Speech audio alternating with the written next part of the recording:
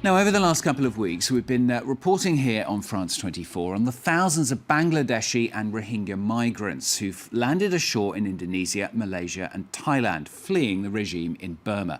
Now, thousands more are believed to be drifting in the Indian Ocean in boats, abandoned by their captains. The gruesome news not stopping there. Hundreds of bodies also found in human trafficking camps on the Malaysia-Thailand border. Well, France 24's Cyril Payang and Doug Moore bring us this report from the jungle lands of southern Thailand. An odyssey of several months across the Indian Ocean, which ends in the hands of Thai police. A number pinned on their chest is their identity. For 3 weeks now, hundreds of migrants from Bangladesh and Burma have ended their journey in prisons in southern Thailand. Ironically, the migrants are the main victims of the latest crackdown on human trafficking.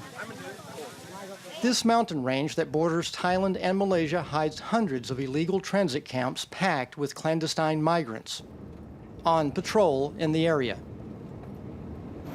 Security forces have committed to war against the traffickers.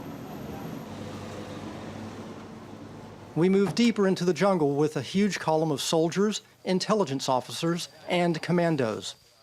On the mountain path, our first surprise. This is the Rohingya's traffickers' method.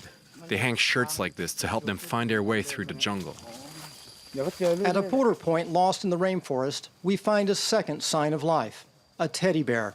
Among the clandestine migrants sent here, many are children, detained for months in dozens of secret transit camps like this one. From now on, we are going into the unknown. We do not know who you might meet. That's why we are here, for security. The unknown, another transit camp detected the day before on the other side of the mountain. It is 4 hours away in the jungle. Not too fast. From now on, you walk slow. This makeshift prison has been abandoned. There are at least 100 Burmese, Rohingyas, and Bangladeshi migrants here. They vanished with their smugglers. They've made it through to Malaysia. I think they're no longer in Thailand. Malaysia is just over there, only a few hundred meters away. Here is the Indian Ocean, the Malaysian coast, and the Langkawi Islands. The El Dorado for hundreds of thousands of Asian migrants each year.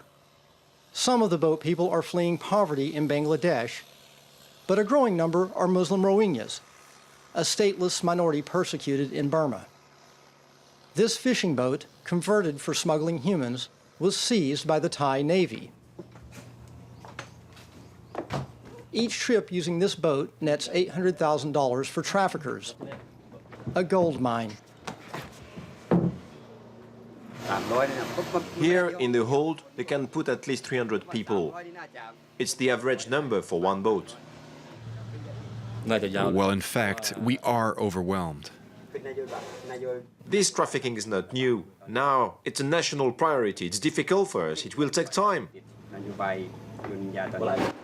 Indeed, especially since the entire region is notorious for illicit trade and a code of silence. Yes, I saw the news on TV, but I don't know anything. I've never heard of this trafficking. It's really sad for these people. Kurasid Yatim has spent his entire life at sea. The Indian Ocean has no secrets for this retired fisherman. He knows that human trafficking is rampant around here. Yes, I've seen some Rohingyas last month near Aceh. There were at least 3,000 people. And do you know who was trafficking them? Do you know who is the boatman? Of course I have an idea, but I will not tell you who it is. Why you don't want to say? Because I do not want to get killed. Much of the thriving economy of this border province relies on trafficking and smuggling. Among drugs, petrol, and weapons, trading humans is far more profitable. Beyond the local gangs, those allegedly involved include officials, police officers, and even soldiers.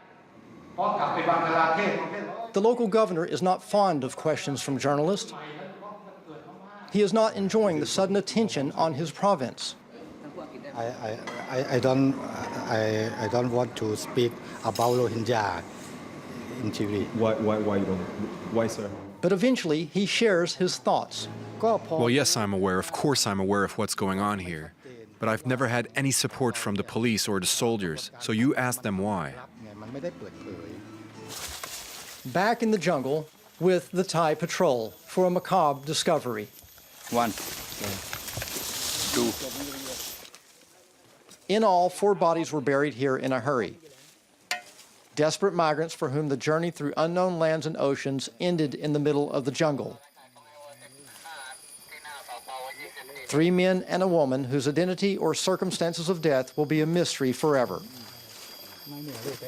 Starved or killed by traffickers, the only certainty is their fierce desire to find a better life.